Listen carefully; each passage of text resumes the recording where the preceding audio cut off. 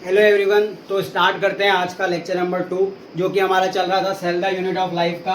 तो lecture number 2 में हम क्या पढ़ेंगे, हमने जो है लेक्चर 1 पढ़ लिया है। अगर आपको लेक्चर 1 से रिलेटेड कोई डाउट है तो आप कमेंट में डाल सकते हो, जिसको मैं कुछ सॉल्व करने की कोशिश करूंगा। तो आज का जो टॉपिक चल रहा था, हमारा जो पहला टॉपिक चल रहा था क्लास में, हम प्रोकैरियोटिक सेल के बारे में पढ़ रहे थे, यानी बैक्टीरिया के बारे में पढ़ रहे थे, जिसमें हम बैक्टीरिया का टिपिकल स्ट्रक्चर समझ लेते। उसमें हमने ग्लाइकोकैलिक्स पढ़ लिया था, सेल वॉल भी पढ़ लिया था।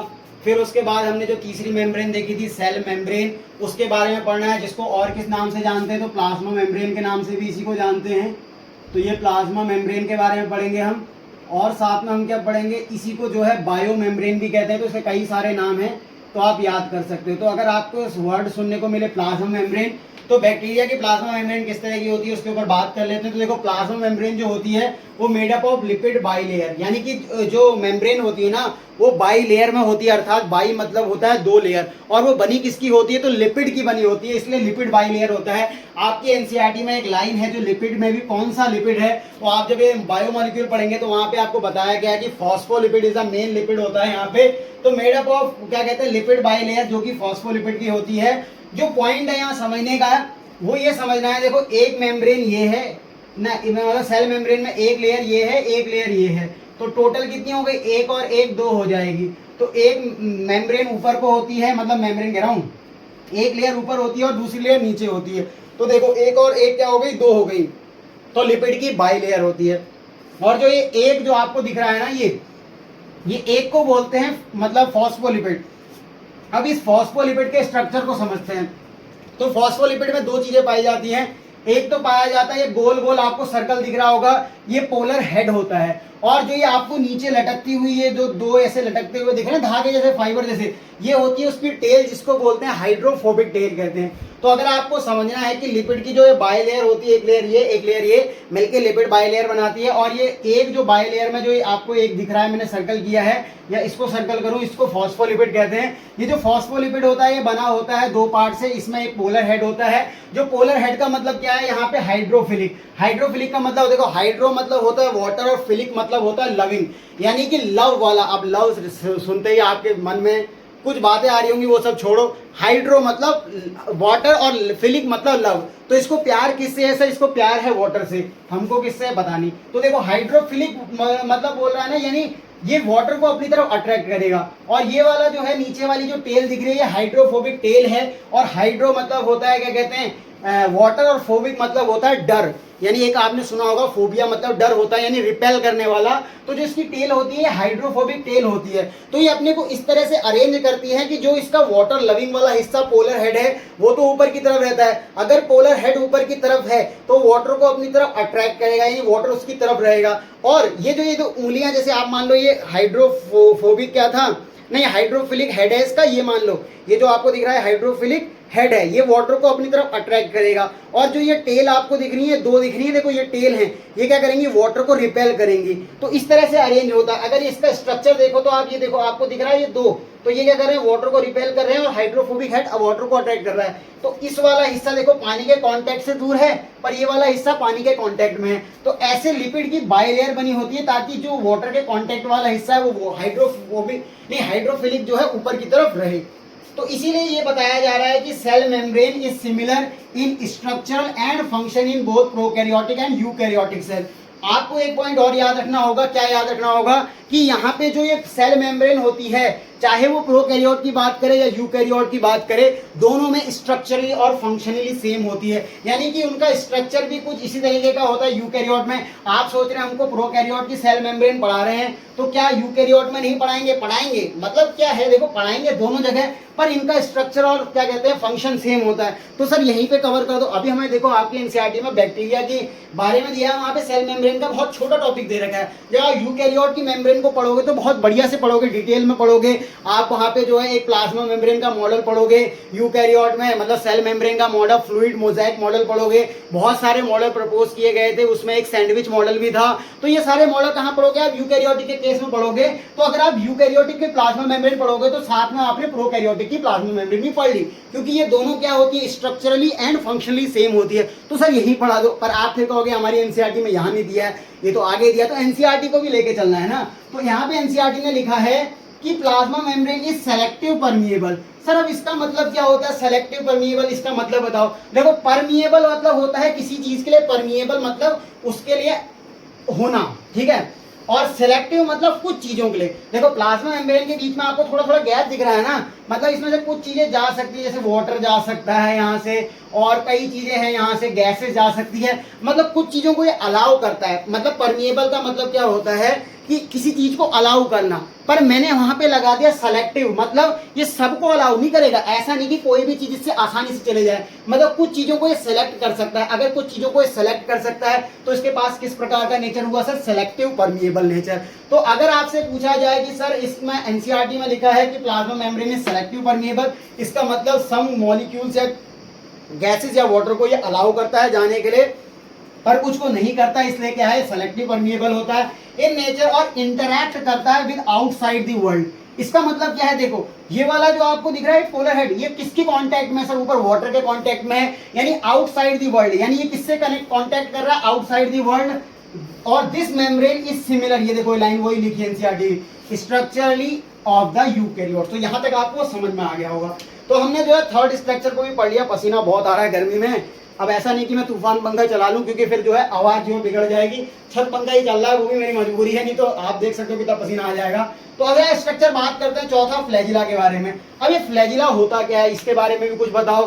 तो फ्लैजिला जो होता है ना, वो एक थ्रेड लाइक एक्सटेंशन होता है, मतलब एक धागे के समान एक्सटेंशन बाहर की तरफ निकला हुआ स्ट्रक्चर होता है, और किसके लिए हेल्प करता है, मोटिलिटी। अगर आपसे पूछा जाए कि किसी में फ्लैजिला पाया जाता है तो वो मोटाइल होगा। मतलब फ्लैजिला का काम क्या होता है सर, मोटिलिटी प्रोवाइड करना, जिसके वजह से वो अपने मन चाहा मूवमेंट कर सकता है, ये फ्लैजिला का काम होता है। तो फ्लैजिला मोटिलिटी का काम देता है। अगर सेल मोटाइल है इसका मतलब फ्लैजिला प्रेजेंट है, और अगर सेल नॉन मोटाइल है तो इसका मतलब फ्लैजिला एब्सेंट है। अब बात कर लेते हैं प्रोकैरियोट के फ्लैजिला के बारे में कि आखिरकार ये प्रोकैरियोटिक फ्लैजिला होता किस टाइप का है। तो जो प्रोकैरियोटिक फ्लैजिला होता है, मैंने आपको जब फ्लैजिला दिखा रहा था तो वहां पे 3 स्ट्रक्चर दिखाए थे। एक आगे वाला हिस्सा दिखाया था, और थोड़ा उसके पीछे भी कुछ हिस्सा था, और उससे एक फिलामेंट अटैच था। तो इन तीनों पार्ट को समझो।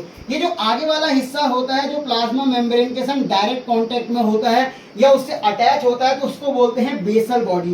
तो बेसल बॉडी का यहाँ पे काम क्या होता है, ये अटैच करता है विद सेल मेम्ब्रेन। अगर आपसे पूछा जाए कि sir what is the role of basal body, तो बेसल बॉडी का रोल क्या होता है, it is attachment with the cell membrane. और हुक होता है इसमें, जो सेकंड पार्ट होता है, हुक का कुछ काम नहीं होता है, फिलामेंट को जोड़े रखने का भी काम करता है, ये भी कह सकते हो।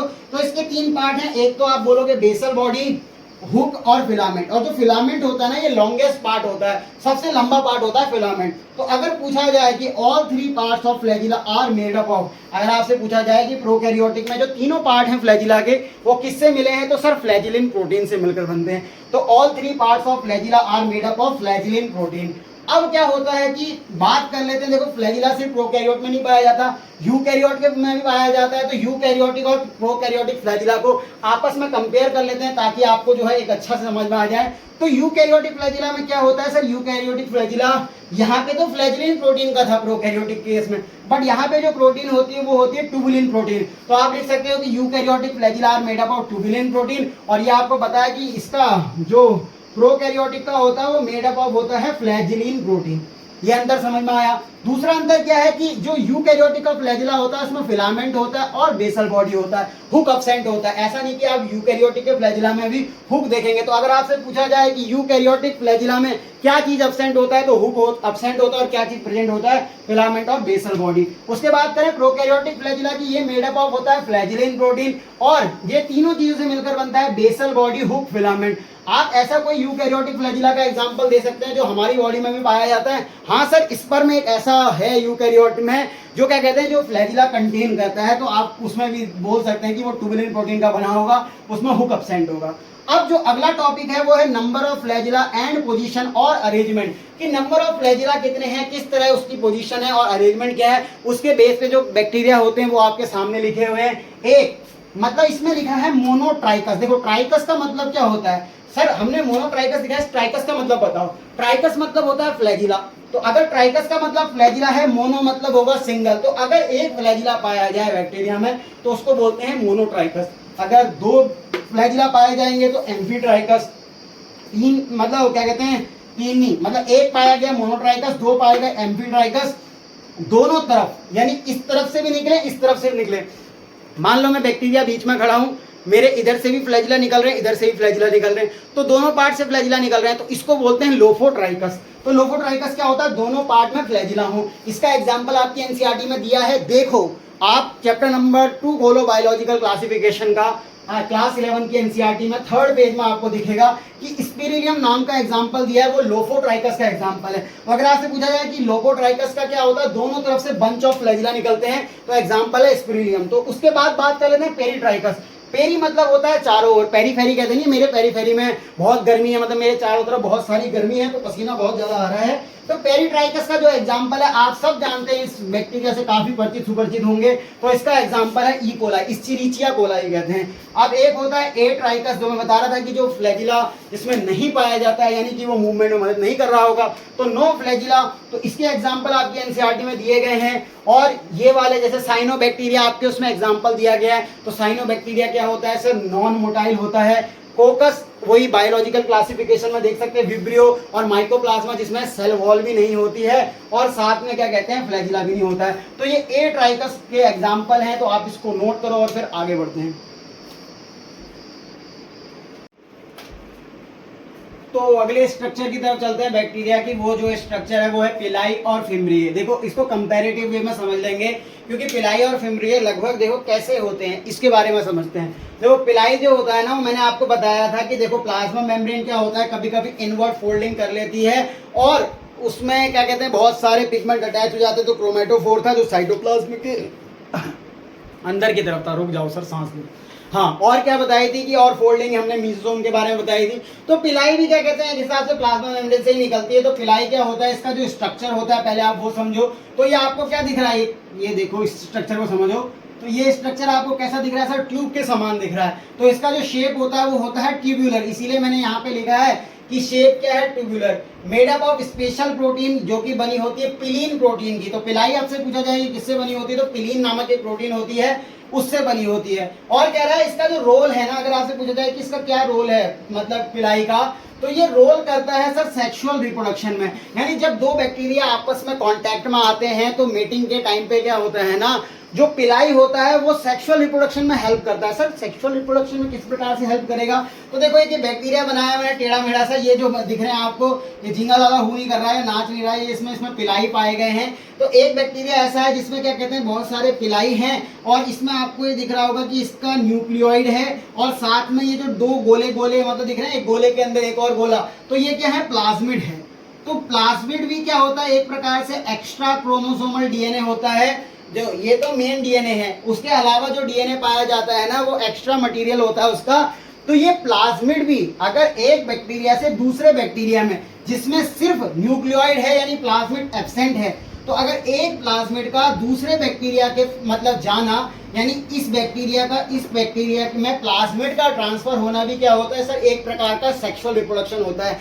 अगर कोई वेरिएशन आए, मतलब देखो सेक्सुअल रिप्रोडक्शन का मतलब क्या होता है, पहले आप ये समझो। सेक्सुअल रिप्रोडक्शन का मतलब होता है सर वेरिएशन आना। तो इसमें कुछ वेरिएशन आ गई, किसके वजह से, इसके वजह से। कैसे आई, मान लो इसके अंदर कुछ प्लाज्मिड पाया गया है, कोई से भी प्लाज्मिड आपने सुने हो, टीआई प्लाज्मिड, आर प्लाज्मिड, वो अभी मैं आपको बताऊंगा जब प्लाज्मिड के बारे में बताऊंगा।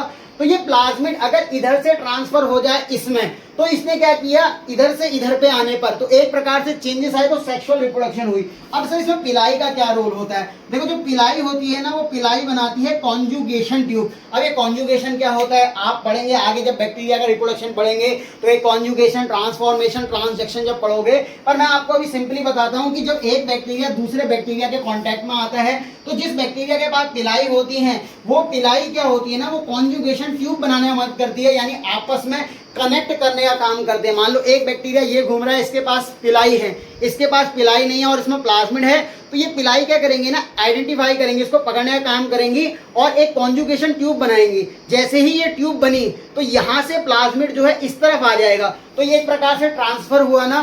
तो ट्रांसफर जब हुआ, तो ये कॉन्जुगेशन ट्यूब के माध्यम से क्या करा, पिलाई ने एक हिसाब से सेक्सुअल रिप्रोडक्शन में अपनी योग्यता निभाई। अब अगला जो स्ट्रक्चर है वो फिम्ब्रिया है। फिम्ब्रिया के बारे में समझते हैं। देखो पिलाई का स्ट्रक्चर पहले समझा, ट्यूब जैसा था, तो यहाँ पे फिम्ब्रिया का स्ट्रक्चर क्या होता है, ब्रिसल शेप होता है। आपने ब्रूस देखा, मैं अभी आपको ब्रूस दिखाता हूँ, अगर यहाँ पड़ा होगा तो मिल गया। अच्छा पुरुष मिला है, मतलब इसमें किसी का नाम नहीं लिखा है, अच्छा लिखा है सिबाका का है, ठीक है ये तो ऐड नहीं कर रहा हूँ मैं।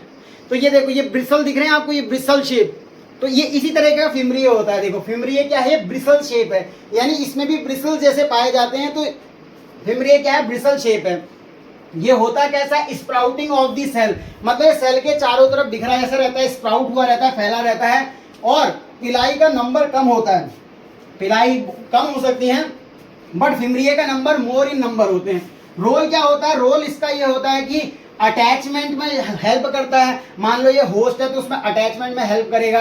ये होस्ट पत्थर नहीं है, ये क्या कहते हैं, मान लो इस किसी होस्ट के ऊपर फिमरिय के द्वारा अटैच हो गया, और रॉक में भी ये अटैच होने का काम करता है। तो आपको पिलाई और फिमरिय में क्या डिफरेंस पता चला, पिलाई में ये दिखा, ये जो होता है ट्यूबुलर होता है, लेसे नंबर होते हैं, फिमरिय क्या होते हैं, ब्रिसल शेप होते हैं, और क्या कहते हैं, वो तो ट्यूबुलर था और ये मोर इन नंबर होते हैं। इसका रोल होता है क्या कहते हैं, ये made up of special protein जो कि पिलीन होती है, और इसका रोल होता है सेक्सुअल रिप्रोडक्शन में, और इसका रोल होता है अटैचमेंट में, चाहे वो रॉक के ऊपर हो या होस्ट के ऊपर। तो यहाँ तक आपको समझ में आया होगा। अगले स्ट्रक्चर की बात करते हैं मीजोसोम, तब तक इसको आप नोट कर लो। चलो अगले पॉइंट की बात कर लेते हैं, आइए डिस्कस कर लेते हैं मीजोसोम के बारे में। तो बात करते हैं मीजोसोम कैसा स्ट्रक्चर होता है। तो बैक्टीरिया में मैंने आपको स्टार्टिंग में बताया था, इट इज द इनफोल्डिंग या एक्सटेंशन, एक्सटेंशन कहाँ की तरफ पर, इनफोल्डिंग यानी अंदर की तरफ ऑफ प्लाज्मा मेम्ब्रेन। तो कह रहा है ये प्लाज्मा मेम्ब्रेन क्या होती है ना, प्लाज्मा मेम्ब्रेन शेप चेंज कर सकती है। जब ये अपना शेप चेंज करती है तो ये अंदर की तरफ इनवर्ड फोल्डिंग कर लेती है, यानी जब ये अंदर की तरफ इनवेजिनेशन करती है ना, तो एक फोल्डिंग बनती है जो कि मीजोसोम कहलाती है। देखो ये भी मीजोसोम है, ये भी मीजोसोम है, ये भी मीजोसोम है, पर इनका शेप थोड़ा सा अलग अलग दिख रहा है। जैसे देखो एक का शेप कुछ इस तरह का है, एक का थोड़ा सा बड़ा दिखा दिया, एक में ज्यादा फोल्डिंग करके दिखा दी। तो इसका क्या मतलब है सर, तो इससे पता चलता है ना ये शेप में भी वेरिएबल हो सकते हैं। तो मीजोसोम का मतलब क्या था, पहले तो ये इनफोल्डिंग है प्लाज्मा मेम्ब्रेन की, और इनके शेप को देख के पता चल रहा है कि इनका शेप अलग अलग है। तो 3 प्रकार की शेप पाई जाती है। आपको ये शेप याद करने की जरूरत तो नहीं है, मतलब ऐसा तो नहीं कि ना शेप तो दे रखा है एनसीईआरटी में, पर उनका ये डायग्राम ऐसा होता है करके ये याद करने की जरूरत नहीं। देखो एनसीईआरटी में क्या दिया, वेसिकल दिया है, लैमिली दे रखा है, ट्यूब्यूल दे रखा है, पर मेंशन नहीं किया उनका शेप किस तरह का होता है। मान लेते हैं हम ऐसा शेप का होता है, जो हो या ना हो इसका वास्तविकता से कोई रिलेशन नहीं है, पर आपको ये पता है कि 3 शेप होते हैं, वेसिकल, लैमिली और ट्यूब्यूल।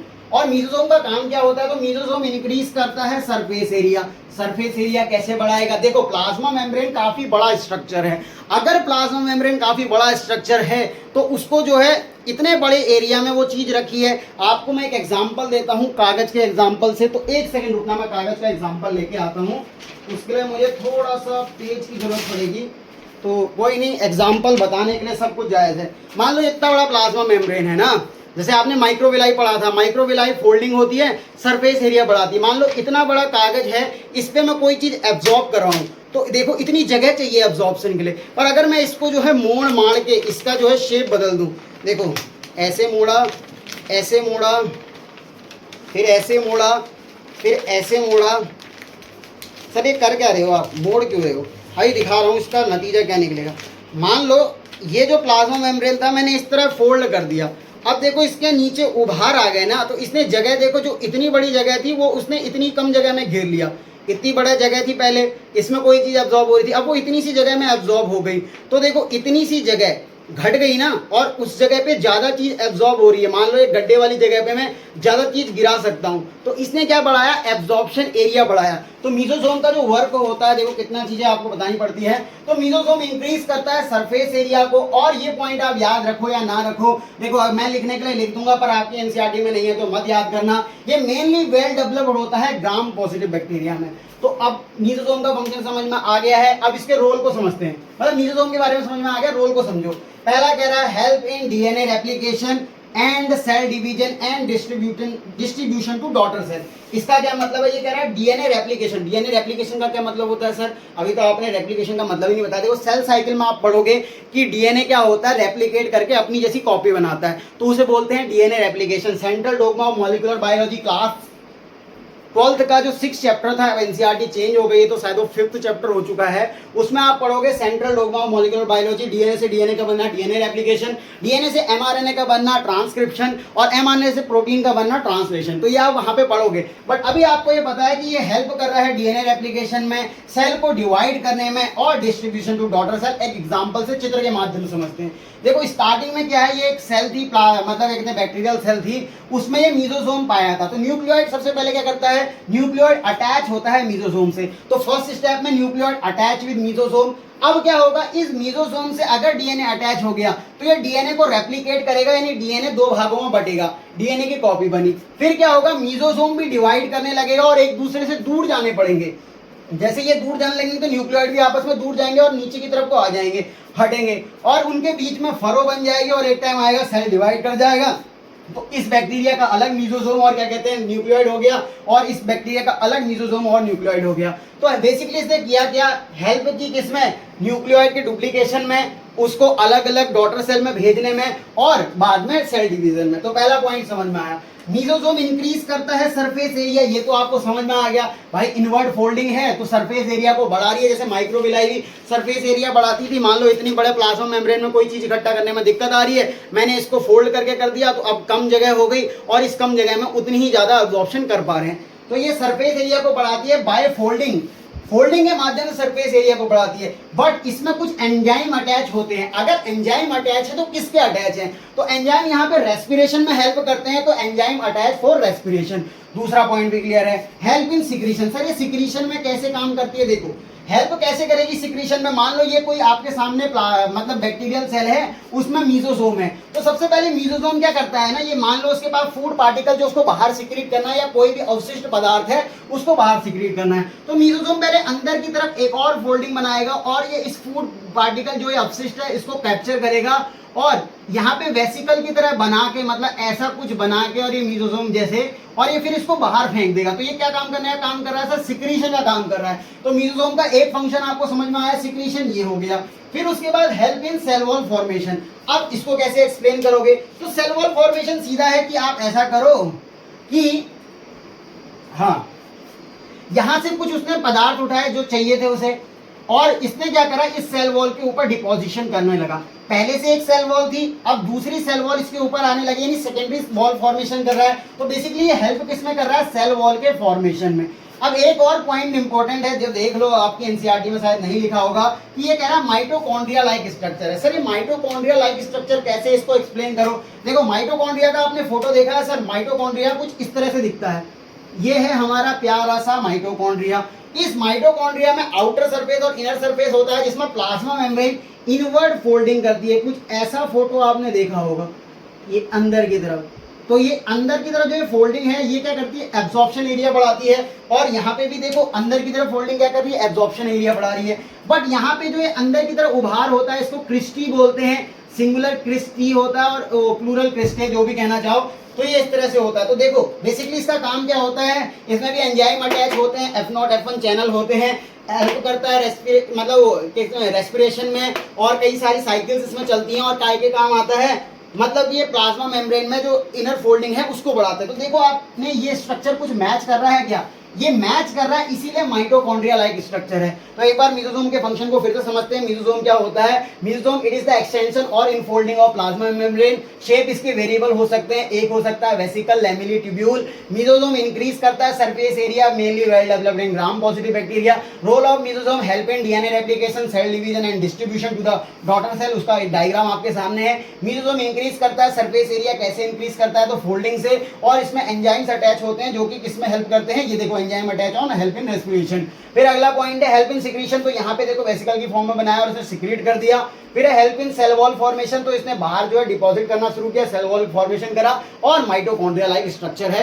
तो मीजोसोम के बाद इसको नोट करो, और अगले स्ट्रक्चर को समझ लेते हैं, क्रोमैटोफोर के बारे में। चलो नेक्स्ट टॉपिक की ओर चलते हैं। जो अगला स्ट्रक्चर है प्रोकैरियोट्स में, वो है क्रोमैटोफोर। अब ये क्रोमैटोफोर क्या होता है उसके बारे में जान लेते हैं। तो क्रोमैटोफोर भी ना सिमिलर होता है एक्सटेंशन, यानी कि जो है इनवेजिनेशन हमने पढ़ा था, उसी प्रकार की इनवेजिनेशन होती है प्लाज्मा मेम्ब्रेन की अंदर की तरफ। बट इसमें एक चीज का ट्विस्ट है जो आपको एनसीईआरटी से याद रखना है। Similar extension of membrane into the cytoplasm pigment attach. मतलब ये क्या होती है, सिमिलर एक्सटेंशन होती है मेम्ब्रेन की। मेम्ब्रेन भी कौन सी, प्लाज्मा मेम्ब्रेन। देखो ये तो सेल वॉल है, आपको पता है, और ये क्या होगी, सेल मेम्ब्रेन, जिसको प्लाज्मा मेम्ब्रेन भी कहते हैं। तो ये सेल मेम्ब्रेन की इनवर्ड फोल्डिंग है और साइटोप्लाज्म की तरफ को है, अंदर की तरफ। जैसे ये डिटैच होके जो है ना अंदर बन जाती है और इसमें पिगमेंट अटैच होते हैं, तो इसको क्रोमैटोफोर बोलते हैं। अब पहले मतलब सर क्रोमैटोफोर का मतलब क्या है। देखो क्रोमैटोफोर दो वर्ड से मिलकर बना है, क्रोमा और फोर से। क्रोमा मतलब होता है कलर, यानी कि कलर किसके कारण आता है, पिगमेंट के कारण। तो क्रोमैटोफोर कलर मतलब, क्रोमा मतलब होता है कलर और आता है पिगमेंट के कारण, और फोर मतलब होता है बियरिंग, यानी एक कलर बियरिंग स्ट्रक्चर है जिसमें पिगमेंट अटैच होते हैं। ये हेल्प किसमें करता है, देखो पिगमेंट है तो हेल्प करेगा फोटोसिंथेसिस में। क्या ये सभी बैक्टीरिया में पाया जाएगा, नहीं, not present in all bacteria, क्योंकि मैंने आपको बताया था कि एक टिपिकल बैक्टीरिया में ये सारे फीचर्स पाए जा सकते हैं और नहीं भी पाए जा सकते हैं, इसीलिए ये जो है सब में नहीं पाया जाता, not present in all bacteria. ये पाया जाता है सिर्फ ओनली इन साइनोबैक्टीरिया, यानी कि जो क्या कहते हैं ब्लू ग्रीन एल्गी होती हैं, यानी साइनोबैक्टीरिया होते हैं, उसी में पाया जाता है। फिर हमने ये देखा था जो मीजोसोम है वो किसकी तरह वर्क कर रहा था, मीजोसोम वर्क कर रहा था माइटोकॉन्ड्रिया की तरह। तो क्रोमैटोफोर भी किसी की तरह वर्क कर रहा होगा। तो क्रोमैटोफोर जो है यूकैरियोट के क्लोरोप्लास्ट की तरह वर्क करता है। किसकी तरह वर्क करता है, क्लोरोप्लास्ट की तरह। तो क्लोरोप्लास्ट क्या होता है, उसमें भी पिगमेंट अटैच होते हैं जिससे फोटोसिंथेसिस होती है। यहाँ पे भी पिगमेंट अटैच होते हैं, फोटोसिंथेसिस होती है, और ये भी क्या है, फोल्डिंग है। तो ये क्या कहते हैं, किसकी तरह वर्क करती है, क्लोरोप्लास्ट की तरह। तो यहां तक आपको समझ में आया होगा। ये इनवर्ट फोल्डिंग आपको दिख रही है प्लाज्मा मेम्ब्रेन की, साइटोप्लाज्म। ये वाला हिस्सा क्या है सर, ये वाला हिस्सा है साइटोप्लाज्म, और साइटोप्लाज्म में इनवर्ट फोल्डिंग आई है तो इसको हमने बोला क्रोमैटोफोर, जिसमें पिगमेंट अटैच है। ये पिगमेंट आपको दिख रहे हैं ब्लैक डॉट से। फिर उसके बाद चलते हैं न्यूक्लियोइड के बारे में। अब ये न्यूक्लियोइड क्या होता है, इसको जीनोमिक डीएनए कहते हैं। अब इसको जीनोमिक डीएनए क्यों कहते हैं या न्यूक्लियोइड क्यों कहते हैं, देखो जैसे प्रोकैरियोटिक डीएनए होता है, सबसे इंपॉर्टेंट लाइन है एनसीईआरटी की, जिसको समझ के लोग गलत कर देते हैं। क्या गलत करते हैं, इसमें ये बोल रहा है DNA of prokaryotic cell single DNA, उसने सिंगल डीएनए बोला है, पर ये नहीं बोला सिंगल स्ट्रैंड डीएनए। अब इसका मतलब क्या है, देखो डीएनए क्या होता है ना, डीएनए सिंगल स्ट्रैंड भी हो सकता है, डबल स्ट्रैंडेड भी हो सकता है। सर हमने तो डबल स्ट्रैंडेड ही पढ़ा है, तो आपने लिविंग थिंग के ऊपर पढ़ा होगा तो डीएनए डबल स्ट्रैंड का ही पढ़ा होगा। पर डीएनए जो होता है सिंगल स्ट्रैंड भी हो सकता है, आरएनए भी सिंगल स्ट्रैंड हो सकता है, आरएनए डबल स्ट्रैंड हो सकता है। सर आरएनए डबल स्ट्रैंड, आपने एचआईवी वायरस सुना होगा, 2 स्ट्रैंडेड होते हैं उसमें आरएनए के। तो डीएनए या तो सिंगल स्ट्रैंड हो सकता है या डबल स्ट्रैंड हो सकता है। तो एनसीईआरटी की लाइन अगर आप पढ़ेंगे तो आपको ये पता चलेगा कि वहां पे जो लाइन लिखी हुई है एनसीईआरटी में न्यूक्लियोइड के बारे में, न्यूक्लियोइड में लाइन जो लिखी है वो ये कह रहा है DNA of prokaryotic cell is single DNA. अब क्या करते हैं लोग, इस सिंगल डीएनए को सुन के ये एज्यूम कर लेते हैं कि सिंगल स्ट्रैंड, पर ऐसा नहीं एज्यूम करना है, क्योंकि उसने सिंगल स्ट्रैंड नहीं बोला, क्योंकि जो लिविंग थिंग होती है उनमें डबल स्ट्रैंडेड पाया जाता है जेनेटिक मटेरियल में। वो ये बोल रहा है कि डबल स्ट्रैंडेड का डीएनए तो है, बट वो क्या है, एक है, ऐसा नहीं कि उसकी मल्टीपल कॉपी है। ये लाइन कहना चाह रही है। तो आपको लाइन समझ में आई एनसीईआरटी की, एनसीईआरटी कह रही है DNA of prokaryotic cell single DNA, इसका मतलब एक ही डीएनए है, बट वो होगा कैसा, डबल स्ट्रैंड। ये लिखा नहीं है इसलिए लोग गलत कर सकते हैं, और मैंने बता दिया कि डबल स्ट्रैंडेड होता है। और क्या होता है, ये जो डीएनए आपको दिख रहा है ये डबल स्ट्रैंड, ये पैक होता है। अब पैक किसकी मदद से होगा, हेल्प ऑफ सम प्रोटीन। अब यहाँ पे देखो ये प्रोटीन का क्या मतलब है। डीएनए कैसा होता है सर, डीएनए नेगेटिव होता है, नेगेटिवली चार्ज होता है। डीएनए कैसा होता है, नेगेटिवली चार्ज। उसको मतलब क्या कहते हैं, बाइंड करने के लिए, यानी डीएनए बहुत बड़ा होता है, 2.2 मीटर होता है यूकैरियोटिक के केस में, प्रोकैरियोटिक केस में थोड़ा सा अलग हो सकता है। इतने बड़े डीएनए को छोटे से न्यूक्लियस में लाना होता है। तो यूकैरियोटिक सेल में क्या होता है ह्यूमन के केस में कि 2.2 मीटर का डीएनए छोटे से न्यूक्लियोइड 10⁻⁻6 में लाना होता है, जिसके लिए प्रोटीन लगती है, यानी पॉजिटिवली चार्ज प्रोटीन लगती है, जो कि हिस्टोन प्रोटीन होती है। पर यहाँ पे ऐसा कुछ नहीं होता, यहाँ पे भी प्रोटीन लगती है, पर वो अदर देन हिस्टोन होती है, इसलिए वो नॉन हिस्टोनिक प्रोटीन होती है। अब उनका नाम नहीं दिया तो एनसीईआरटी में आपको याद करने की जरूरत नहीं है। It is packed with the help of some protein regions. कुछ रीजन्स में प्रोटीन की मदद से बंधा होता है। देखो एक मतलब ये प्रोटीन होगी, कोई ये होगी, ये होगी, ये होगी, तो ये क्या है, पैक है ना, किसके मदद से, कुछ प्रोटीन की मदद से, इसलिए इसको क्या बोलते हैं, न्यूक्लियोइड बोलते हैं। यानी ये क्या होता है, नेकेड मिलता है साइटोप्लाज्म में, नग्न अवस्था में। बताओ इसके चारों तरफ कोई मेम्ब्रेन है, न्यूक्लियस की नहीं पाई जा रही, यानी कोई मेम्ब्रेन नहीं है। तो ये आपको देखने में कैसा लग रहा है सर, नेकेड दिख रहा है, यानी खुला दिख रहा है, नग्न दिख रहा है। तो इस डीएनए को बोलते हैं क्या, डीएनए प्रेजेंट इन साइटोप्लाज्म। अगर साइटोप्लाज्म प्रेजेंट है और नेकेड है, इसीलिए इसको न्यूक्लियोइड बोलते हैं। यहां तक समझ में आया। और देखो ये जो डीएनए है ना, इस डीएनए में अब आपको ये समझना होगा कि डबल स्ट्रैंडेड और ये मतलब डबल स्ट्रैंडेड में एक होता है लीनियर डीएनए। लीनियर डीएनए का क्या मतलब होता है, देखो जब दोनों एंड खुले होंगे तो इसको बोलते हैं लीनियर डीएनए। लीनियर डीएनए क्या होता है, जब बोथ एंड्स आर फ्री, ऊपर से देख लो चाहे नीचे से देख लो, दोनों एंड क्या है, फ्री, तो इसको बोलेंगे आप कैसा, ओपन डीएनए। पर ये सर्कुलर डीएनए पाया जाता है बैक्टीरिया में, क्यों, क्योंकि इसके दोनों एंड आपस में फ्यूज होते हैं, तो इसको बोलते हैं सर्कुलर डीएनए। अगर आपको सर्कुलर डीएनए और लीनियर डीएनए में अंतर करना है तो लीनियर डीएनए क्या होता है, both strands are open. Linear DNA और क्या कहते हैं, बोथ स्ट्रैंड आर क्लोज, तो डबल सर्कुलर मतलब सर्कुलर डीएनए होता है।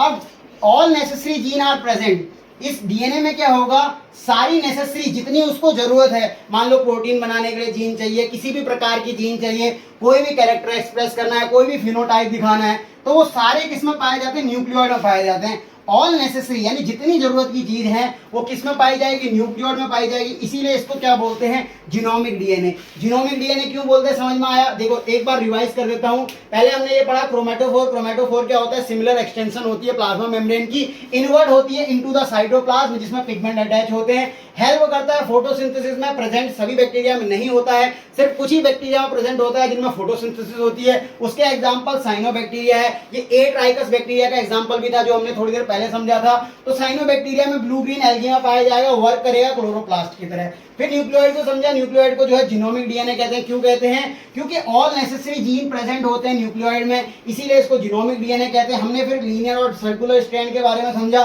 देखो लीनियर डीएनए वो होता है डबल स्ट्रैंडेड जिसमें दोनों एंड ओपन होंगे, और सर्कुलर वो होता है जिसमें दोनों एंड आपस में क्लोज होंगे। फिर ये हमने पढ़ा कि DNA of prokaryotic cell single DNA होता है बट नॉट सिंगल स्ट्रैंडेड, होगा डबल स्ट्रैंडेड ही। तो एनसीईआरटी की लाइन है, DNA of prokaryotic cell is single DNA, it is packed with the help of some protein, क्योंकि डीएनए पे negative charge है तो प्रोटीन पे कौन सा चार्ज होना चाहिए, पॉजिटिव, तो इसीलिए इसको न्यूक्लियोइड कहते हैं। और डीएनए प्रेजेंट होता है साइटोप्लाज्म में, किस अवस्था में, नेकेड अवस्था में। तो ये आपका न्यूक्लियोइड हो गया। अब उसके बाद प्लाज्मिड के बारे में बात करते हैं, इसको नोट कर लो। तो आइए आगे बात कर लेते हैं प्लाज्मिड के ऊपर। तो हमने न्यूक्लियोइड पढ़ लिया है, तो प्लाज्मिड को शुरू कर रहे थे। तो प्लाज्मिड कह रहा है एक्स्ट्रा क्रोमोसोमल होता है। ये एक्स्ट्रा क्रोमोसोमल का मतलब क्या है, अदर देन जीनोमिक डीएनए। देखो एक चीज मैं बताना भूल गया था, यहाँ पे जो क्या कहते हैं ये न्यूक्लियोइड होता है ना, इसको जीनोमिक डीएनए तो कहते हैं, ये तो बता दिया था। अब क्योंकि इसमें क्रोमोसोम लोकेटेड होते हैं, यानी जितने भी डीएनए में क्या होता है, क्रोमोसोम होते हैं, नहीं ये क्या बोल दिया मैंने, सॉरी, डीएनए से क्या बनता है, क्रोमोसोम बनते हैं, तो क्रोमोसोमल कहते हैं इसीलिए, क्योंकि सारे क्या कहते हैं जीन वगैरह इसमें होंगे। अगर इसके अलग अलावा क्या कहते हैं ना कुछ और हैं तो उसको क्या बोलेंगे, अदर देन जीनोमिक डीएनए। मतलब सारी जीन तो इसमें होती है पर कुछ अलग फिनोटिपिक कैरेक्टर देने के लिए जो इसमें प्लाज्मिड पाया जाता है, इसीलिए ये क्या कहते हैं, एक्स्ट्रा क्रोमोसोमल होता है।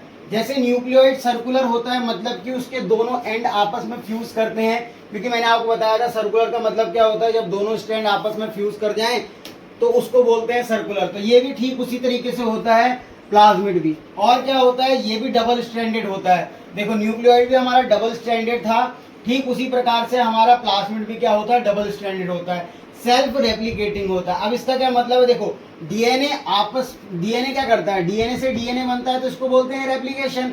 अगर डीएनए से मैं डीएनए बनाऊं तो ये क्या होता है, रेप्लिकेशन। और अगर प्लाज्मिड से प्लाज्मिड बनेगा तो भी रेप्लिकेशन होगा, तो यानी कि ये सेल्फ रेप्लिकेटिंग होता है। इसका रेप्लिकेशन डीएनए पे डिपेंड नहीं करता, इस लाइन का मतलब ये है। देखो डीएनए क्या करता है, रेप्लिकेशन कराता है, क्योंकि उसके पास डीएनए के पास क्या होता है, ओआरआई होता है। सर ये ओआरआई क्या हुआ, मतलब ओरिजिन ऑफ रेप्लिकेशन। तो डीएनए के पास अपना ओआरआई होता है जिसका मतलब होता है ओरिजिन ऑफ रेप्लिकेशन, यानी जहां पे ओरिजिन ऑफ रेप्लिकेशन पाया जाता है तो वो खुद क्या करता है, अपने को रेप्लिकेट कर सकता है। तो प्लाज्मिड का भी खुद का ओआरआई होता है, यानी प्लाज्मिड के पास भी क्या होता है, ओआरआई होता है। इसका मतलब प्लाज्मिड में भी ओरिजिन ऑफ रेप्लिकेशन है। और इसका जो ओरिजिन ऑफ रेप्लिकेशन होता है वो न्यूक्लियोइड के रेप्लिकेशन से जो है अलग तरीके से चलता है, मतलब दोनों में ओआरआई होता है, इसलिए प्लाज्मिड का डिवीजन डीएनए के डिवीजन के ऊपर डिपेंड नहीं करता। मतलब डीएनए डिवाइड करेगा तो जरूरी नहीं है प्लाज्मिड डिवाइड करे, या प्लाज्मिड डिवाइड कर रहा हो तो उस समय जरूरी नहीं है कि डीएनए यानी न्यूक्लियोइड डिवाइड करे। ठीक हो गया। यानी division not depend on nucleoid. ये समझ में आ गया।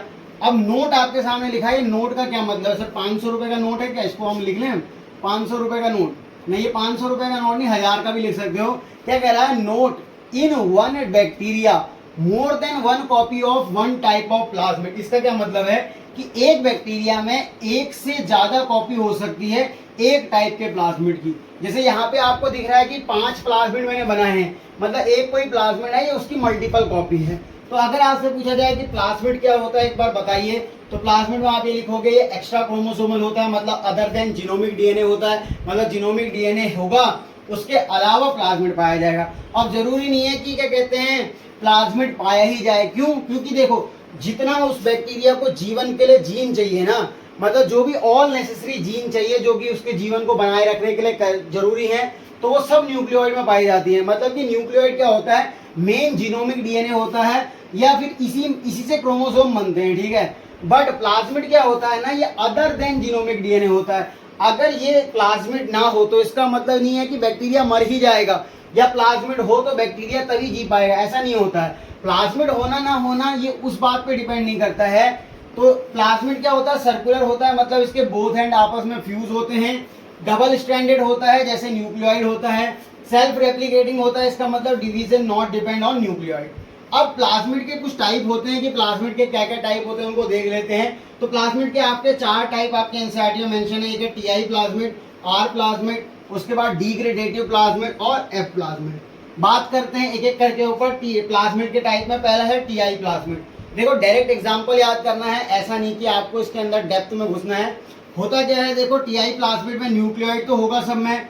जो ये टीआई प्लाज्मिड होता है इसको बोलते हैं ट्यूमर इंड्यूसिंग प्लाज्मिड, यानी कि ये ट्यूमर कॉज करता है। जैसे ये आपके रूट हैं तो रूट में नोड्यूल्स वगैरह होती हैं, तो उसमें जो देखो सेल डिवीजन को प्रमोट करता है, नोड्यूल बनाता है, तो ये क्या कहलाता है? टीआई प्लाज्मिड कहलाता है, ट्यूमर इंड्यूसिंग प्लाज्मिड कहते हैं। और इसका जो एग्जांपल है डायरेक्ट याद रखो, एग्रोबैक्टीरियम, उसमें टीआई प्लाज्मिड पाया जाता है। अगला प्लाज्मिड होता है आर प्लाज्मिड। आर प्लाज्मिड की फुल फॉर्म देखो, टीआई का था ट्यूमर इंड्यूसिंग, आर का यहाँ पे होता है रेजिस्टेंस प्लाज्मिड। रेजिस्टेंस प्लाज्मिड का क्या मतलब है? देखो एक बैटरी प्लेट ली आपने, ठीक है सर, एक बैटरी प्लेट ले ली लैब में। अब इसमें क्या करा आपने? बैक्टीरिया को ग्रो कराया। अब यहाँ पे सभी टाइप के बैक्टीरिया हो सकते हैं, जरूरी नहीं है कि वो क्या कहते हैं रेजिस्टेंट हो या ना हो। आपने क्या करा? एंटीबायोटिक ऊपर से डाल दिया। एंटीबायोटिक का काम क्या होता है? किल द बैक्टीरिया, मतलब वो बैक्टीरिया को मारने का काम करेगी। यानी कि आपने एंटीबायोटिक डाला बैटरी प्लेट में तो बैक्टीरिया मरने लगे। उससे हुआ क्या? जो बैक्टीरिया मर गए उनके पास क्या था? प्लाज्मिड नहीं था। कौन सा वाला? आर प्लाज्मिड, तभी तो उनकी डेथ हो गई, यानी वो रेजिस्टेंट नहीं कर पाए। पर जिनके पास क्या था? आर प्लाज्मिड था, रेजिस्टेंस प्लाज्मिड था, वो एंटीबायोटिक से नहीं मरे। तो इससे क्या पता चला कि उनके पास एक ऐसी चीज थी जो उनको रेजिस्ट कर रही थी, यानी उनको बचा रही थी, तो इसको उन्होंने बोला आर प्लाज्मिड। तो आर प्लाज्मिड क्या होता है? Resistance plasmid. तीसरा टाइप का प्लाज्मिड है डिग्रेडेटिव प्लाज्मिड। सर ये डिग्रेडेटिव प्लाज्मिड का क्या मतलब हुआ? जो कुछ चीज डिग्रेड करे। जैसे आपने देखा होगा कि जो शिप होती है ना, वो शिप क्या करती है? वाटर में चलती है, ये तो सभी को पता है, और ट्रांसपोर्ट करती है ऑयल का। अब अगर मान लो कोई वाटर बॉडी में ट्रांसपोर्ट कर रहा है ऑयल का शिप जो है ना, तो हो सकता है कि उसमें से ऑयल लीक हो जाए, यानी ऑयल की स्पिल्स बनने लग जाए, ऑयल की बूंदे ओशियन में पड़े। तो ओशियन में क्या हुआ? ऑयल स्पिल बन गया। अब होगा क्या कि वो तेल जो है मतलब ओशियन में जाएगा, जिससे कई जो है जीवों के लिए हानिकारक भी हो सकता है। तो ये डिग्रेडेटिव प्लाज्मिड जो है बनाया गया बैक्टीरिया में जो भी है, फिर इस वाले बैक्टीरिया को जो है वाटर बॉडी में डाल दिया। उसने क्या किया? डिग्रेड किया ऑयल स्पिल को। तो क्या करा? ऑयल स्पिल को खत्म किया, यानी कि एक हिसाब से नेचर को बचा रहा है। और डिग्रेडेटिव प्लाज्मिड का एग्जांपल है, तो इसका एग्जांपल किसका है? ये बायो रेमिडिएशन का। अब सर ये बायो रेमिडिएशन क्या होता है? देखो मतलब लिविंग, मतलब ऐसा कह सकते हो आप कि जैसे किसी ऑर्गेनिज्म, माइक्रो ऑर्गेनिज्म के द्वारा यूज किया जाए, जैसे कि मतलब कुछ चीज को तोड़ के अच्छी चीजों में बदला जाए, जैसे डिग्रेड कर दिया उसने ऑयल का, तो ये एग्जांपल बन गया बायो रेमिडिएशन का। मतलब कि उसने नेचर को बचाया एक हिसाब से। तो बायो रेमिडिएशन आप कहाँ पढ़ोगे? क्लास 12 के चैप्टर नंबर 12 में। अब एनसीईआरटी से पहला मतलब चैप्टर हट चुका है, रिप्रोडक्शन इन ऑर्गेनिज्म, तो वहां पे अब क्लास 11 में और एक और चैप्टर हटा है 20 से, strategies for enhancement and food variation. तो लगभग आप 10th चैप्टर में पढ़ोगे, जहाँ पे आप वो वाला चैप्टर है बायोटेक्नोलॉजी एंड इट्स एप्लीकेशन। तो वहाँ पे आपको बायो रेमिडिएशन का मतलब पता चल जाएगा। आप अपनी एनसीईआरटी में चेक भी कर सकते हो।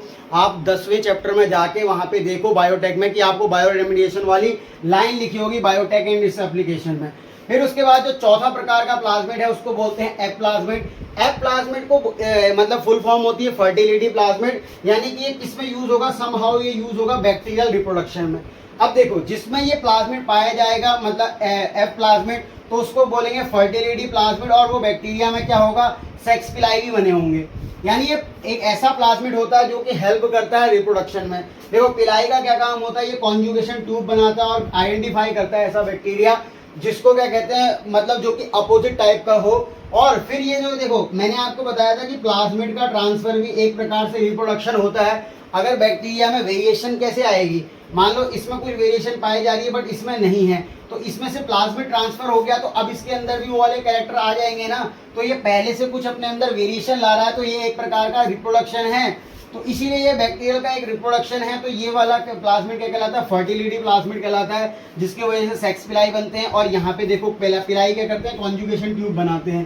तो आपको एफ प्लाज्मिड का मतलब भी समझ में आ गया होगा। तो एक बार हम क्या करते हैं, इतना पढ़ने के बाद एक बार प्लाज्मिड और क्या कहते हैं न्यूक्लियोइड में अंतर देख लेते हैं, ताकि आपको समझ में आ जाए और क्या उसमें सिमिलैरिटी है। तब तक इसको नोट करो।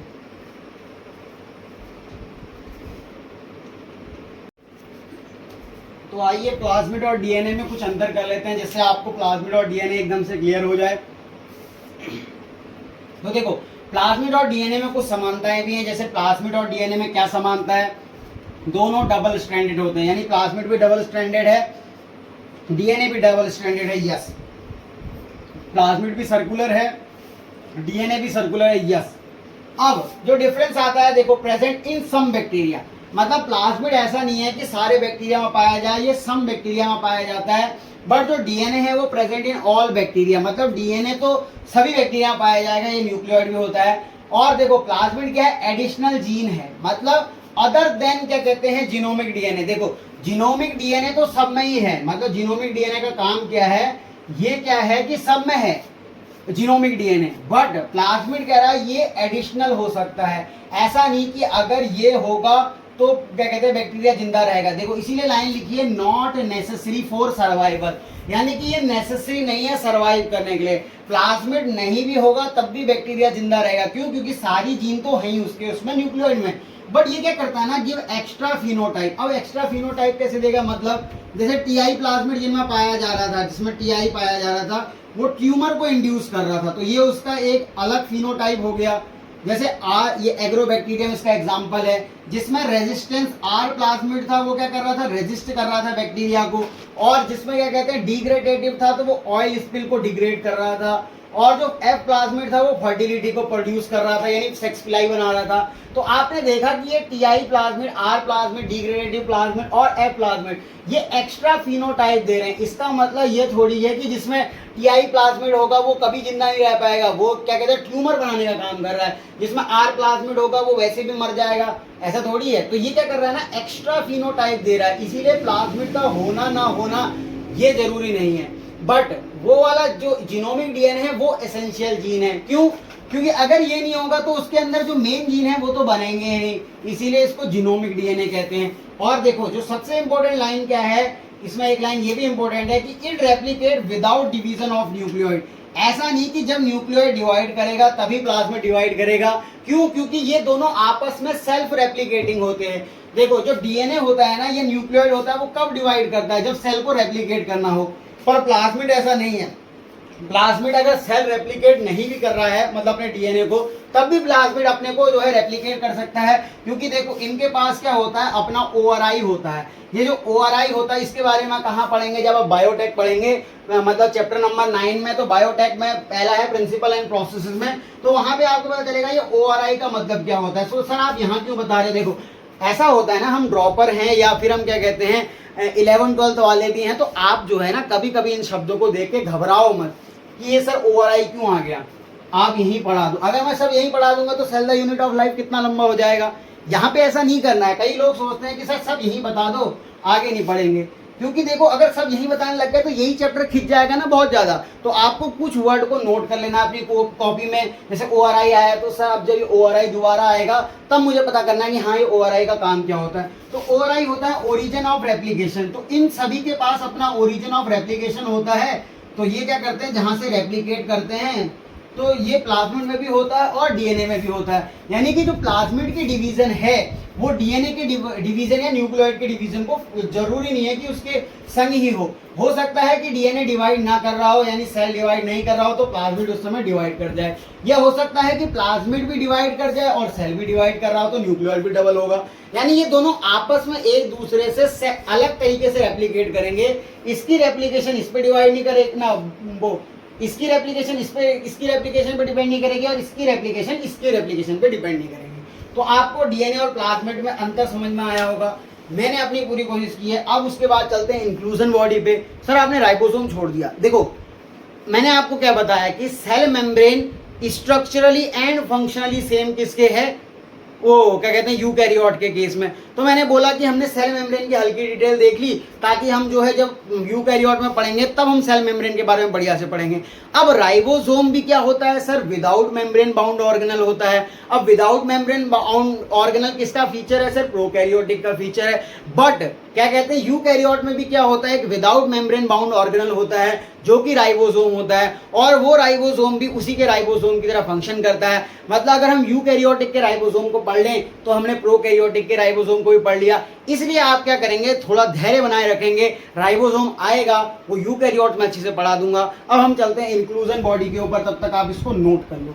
इंक्लूजन बॉडी पढ़ते हैं। अगला ऑर्गेनल है राइबोसोम। सर अभी तो आप कह रहे थे कि राइबोसोम जो है मैं प्रोकैरियोटिक वाला भी यूकैरियोटिक में करा दूंगा। देखो मैंने बोला था कि वो थोड़ा सेम होता है, बट उनका बेसिकली फंक्शन सेम होता है। वहाँ यहाँ पे जो है प्रोकैरियोटिक के केस में 70S राइबोसोम पाया जाता है और वहाँ पे 80S। फिर कहीं कहेंगे कि सर यहाँ भी दर्द है वहाँ भी दर्द है, मतलब कि आप यहाँ फिर ये 70S वहाँ 80S, तो मैंने कन्फ्यूजन ना हो इसलिए राइबोसोम का टॉपिक ले लिया। तो राइबोसोम क्या होता है, स्मॉल साइज ऑर्गेनल होता है। आप इसको जो है नॉर्मल माइक्रोस्कोप से नहीं देख सकते, स्टेनिंग करके देखेंगे तो आपको पता चलेगा कि ये बहुत ही छोटा ऑर्गेनल है। तो ये स्मॉल साइज ऑर्गेनल हो गया। अब इसकी जो अपीयरेंस होती है ग्रैनुलर होती है। सर ग्रैनुलर का मतलब क्या है, ऐसे ग्रैनुलर होते हैं मतलब ग्रेना टाइप के होते हैं। तो ग्रैनुलर अपीयरेंस है, जैसे चाय की पत्ती देखी आपने, हाँ सर चाय, ये तो आप डबल सेल बना रहे हो उसमें नहीं, जैसे चाय की पत्ती होती है उसकी अपीयरेंस होती है ना, उसी प्रकार से राइबोसोम भी होते हैं ग्रैनुलर अपीयरेंस के संग इन्वॉल्व इन प्रोटीन सिंथेसिस। अगर आपसे पूछा जाए कि राइबोसोम का मेन काम क्या होता है, तो राइबोसोम मेनली प्रोटीन सिंथेसिस का काम करते हैं। विदाउट मेम्ब्रेन ऑर्गेनल होते हैं, मतलब इसके चारों तरफ कोई भी मेम्ब्रेन बाउंड ऑर्गेनल नहीं होता है, विदाउट मेम्ब्रेन होता है, और बेसिकली RNA और प्रोटीन से मिलकर बना होता है। तो राइबोसोम के बारे में क्या याद रखना, राइबोसोम जो होता है वो स्मॉल साइज ऑर्गेनल है, 15 से 20 नैनोमीटर का साइज है, ग्रेनुलर अपीयरेंस है, प्रोटीन सिंथेसिस में काम करता है, विदाउट मेम्ब्रेन ऑर्गेनल होता है, RNA और प्रोटीन से मिलकर बना होता है। सर आपने यहाँ एक लाइन बोली थी कि ये जो प्रोकैरियोटिक का राइबोसोम होता है वो 70S राइबोसोम होता है प्रोकैरियोटिक का। इसका क्या मतलब है, और ये जो अगर 2 सब यूनिट से मिलकर बन रहा है तो इसमें एक लार्ज सब यूनिट है वो 50S की है और एक स्मॉल सब यूनिट है 30S की है। अब कोई कहेगा कि सर मैंने 50S और 30S को जोड़ा, ठीक है सर, क्योंकि सेम यूनिट है तो हम ऐड कर सकते हैं। प्रिंसिपल ऑफ होमोजेनिटी, सर ये कहाँ से आ गया, फिजिक्स का टॉपिक है, आपने यूनिट एंड डायमेंशन में पढ़ा होगा प्रिंसिपल ऑफ होमोजेनिटी, जिसमें हम सेम यूनिट वाली चीज़ों को ऐड करते हैं या सेम चीज़ वाली यूनिट को घटाते हैं। ऐसा नहीं कि अगर आप 4 kg में 2 क्या कहते हैं लीटर पानी जोड़ दोगे, ऐसा नहीं होता है। मतलब प्रिंसिपल ऑफ होमोजेनिटी से हमने देखा कि 50S और 30S इक्वल टू 80S।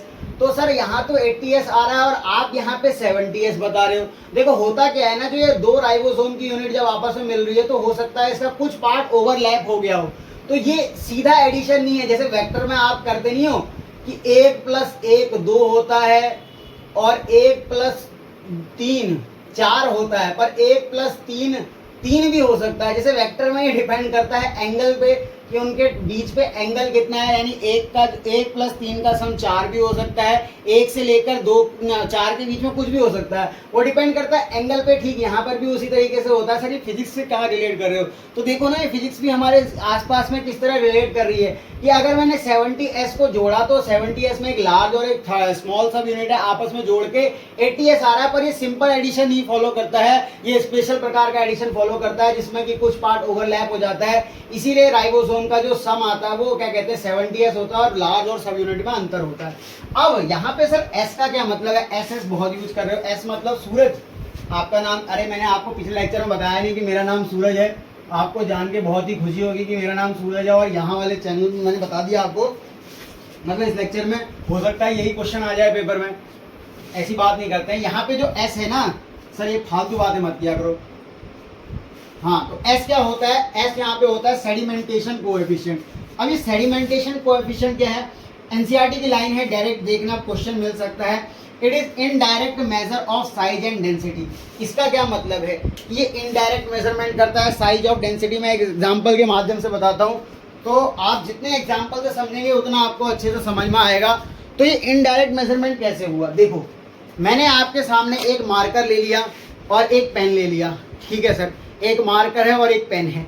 इससे क्या मतलब है, देखो अगर मैं मारूं इस मार्कर से आपको, तो क्या होगा, मैंने आपको एक बार मार्कर फेंक के मारा और एक बार इस पेन से मारा, तो किससे ज़्यादा चोट लगेगी, सर मार्कर से ज़्यादा चोट लगेगी, क्योंकि ये भारी लग रहा है और ये क्या है सर, हल्का है। तो मैंने अगर आपको इससे मारा और एक बार इससे मारा, तो चोट किससे लगी, इससे लगी। तो ये कैसा मेजरमेंट था, मैंने यहाँ पे इसको तोल के थोड़ी मापा, मतलब इसको मापा थोड़ी था कि वजन इसका वेट कितना है, मैंने डायरेक्ट आपको मारा। तो इससे क्या पता चला सर, इसकी मास ज़्यादा है। इसका मतलब कि जब इसका मास ज़्यादा है तो ये एक हिसाब से क्या है, इनडायरेक्ट मेजरमेंट है। तो यानी कि ये क्या होता है, इनडायरेक्ट मेजरमेंट होता है साइज ऑफ डेंसिटी का। अब इसके आगे और क्या लिखा है, देखो आप जब पढ़ोगे तो डीएनए से आरएनए का बनना, डीएनए से आरएनए बनता है। आरएनए भी कई टाइप के होते हैं, एमआरएनए, टीआरएनए और भी बहुत सारे आरएनए होते हैं। तो जब डीएनए से आरएनए बनता है तो इस प्रोसेस को कहते हैं ट्रांसक्रिप्शन। तो ये 5' to 3' एमआरएनए बना। एमआरएनए का ही पूरा नाम मैसेंजर आरएनए होता है। कभी कभी क्या होता है ना, एक एमआरएनए पे, ये 5' से 3' वाला एमआरएनए है, सिंगल एमआरएनए पे बहुत सारे राइबोसोम अटैच हो जाते हैं और राइबोसोम अटैच होकर क्या करते हैं, प्रोटीन की सिंथेसिस करते हैं, यानी कि पॉलीपेप्टाइड बनाते हैं। पॉलीपेप्टाइड आके जो है बाद में क्या होता है, ये आपस में एक स्ट्रक्चर गेन कर लेती है, कंडेंस होकर जो प्रोटीन बनाता है, बेसिकली पॉलीपेप्टाइड बनता है। तो इस वाले में क्या होता है, सबसे पहले लार्ज सब यूनिटी और स्मॉल सब यूनिटी आपस में आके जुड़ती हैं और पॉलीपेप्टाइड चेन का फॉर्मेशन करती है जिससे प्रोटीन बनता है। तो इसी को पॉलीराइबोसोम या पॉलीजोम कहते हैं। तो पॉलीजोम या पॉलीराइबोसोम क्या है, on single mRNA large number of protein ना large number of ribosome attach and form protein, इसको क्या बोलते हैं, पॉलीजोम कहते हैं। और ये एस वाले में देखो, एक अगर मैंने ये सेडिमेंटेशन कोएफिशिएंट में एक चीज बताना भूल गया कि अगर कोई भारी चीज है और एक स्मॉल चीज है, हल्की चीज है, अगर आप उसे सेंट्रीफ्यूज करोगे। अभी सेंट्रीफ्यूज क्या है सर, देखो एक ऐसा आपने क्या करा, टेस्ट ट्यूब में कुछ चीज भरी और इसको 50,000 राउंड पर सेकंड की स्पीड से घुमा दिया, तो जो भारी चीज होगी ना वो टेस्ट ट्यूब में जल्दी सेटल हो जाएगी और हल्की चीज धीरे धीरे सेटल होगी। यानी कि भारी चीज तो तुरंत नीचे आ जाएगी और जो हल्की चीज होगी वो ऊपर ही रहेगी। तो ये एक हिसाब से क्या हुआ, मतलब मेजर करते हैं ना। और यहाँ पे पॉलीसोम क्या होता है कि एक एमआरएनए पे बहुत सारे क्या कहते हैं राइबोसोम अटैच हो और पेप्टाइड बनाए यानी प्रोटीन बनाए, तो उसको बोलते हैं पॉलीसोम या पॉलीराइबोसोम। और ये पॉलीराइबोसोम किस पे अटैच हो सकते हैं, देखो सेल वॉल होता है, सेल मेम्ब्रेन, तो ये सेल मेम्ब्रेन पे भी अटैच हो सकते हैं। अब राइबोसोम आपस में जुड़ते कैसे हैं, तो राइबोसोम की असेंबली करवाता है मैग्नीशियम 2+ आयन। अब ये कहाँ से लिख दिया आपने, एनसीईआरटी में तो मैग्नीशियम 2+ आयन नहीं लिखा है। अब देखो आप जाओ, अगर आपके पास पुरानी एनसीईआरटी है तो क्लास 11th की चैप्टर नंबर 12 खोलना, मिनरल न्यूट्रिशन। वहाँ पे रोल ऑफ मिनरल में आपको मिलेगा कि जो मैग्नीशियम आयन होता है वो राइबोसोम की असेंबली के लिए काम करता है। पर ये चैप्टर डिलीट हो चुका है, पर ऐसा नहीं कि ये आएगा नहीं, आ भी सकता है, क्यों, पहले तो था ही। तो मैग्नीशियम आयन क्या करता है, राइबोसोम की असेंबली के लिए काम करता है। तो ये आपके सामने राइबोसोम भी हो गया। अब इंक्लूजन बॉडी पे चलते हैं, इसको आप नोट कर दो। तो लास्ट स्ट्रक्चर की ओर चल पड़ते हैं। तो ये है इंक्लूजन बॉडीज का। तो ये इंक्लूजन बॉडी क्या होता है, देखो इंक्लूजन बॉडी होता है एक स्टोरेज स्ट्रक्चर होता है। मतलब कि ये क्या कहते हैं, किसी भी चीज़ को स्टोर करने का काम करता है। विदाउट मेम्ब्रेन होता है और इनसॉल्युबल फॉर्म में होता है। सर इसका मतलब क्या है ये बताओ। देखो पहला तो आपको समझ में आ गया होगा स्टोरेज स्ट्रक्चर, मतलब ये कुछ चीज को स्टोर कर रहा होगा तभी तो ये स्टोरेज होगा। विदाउट मेम्ब्रेन यानी कि ये तो आपको पता ही है कि प्रोकैरियोटिक जो सेल होता है उसमें विदाउट मेम्ब्रेन ऑर्गेनल पाई जाती है। सर ये तीसरा वाला पॉइंट थोड़ा सा स्ट्राइक नहीं करा, ये इनसॉल्युबल फॉर्म में होता है और लेस स्पेस घेरता है। देखो होता क्या है, ये तो हो गया आपका क्या सेल वॉल, और ये क्या है आपकी सेल मेम्ब्रेन। अब सेल वॉल और सेल मेम्ब्रेन देखो आपकी बनी हुई है, और सेल मेम्ब्रेन के अंदर यहाँ पे क्या होगा सर, सब में साइटोप्लाज्म होगा और ऑर्गेनल्स होंगी।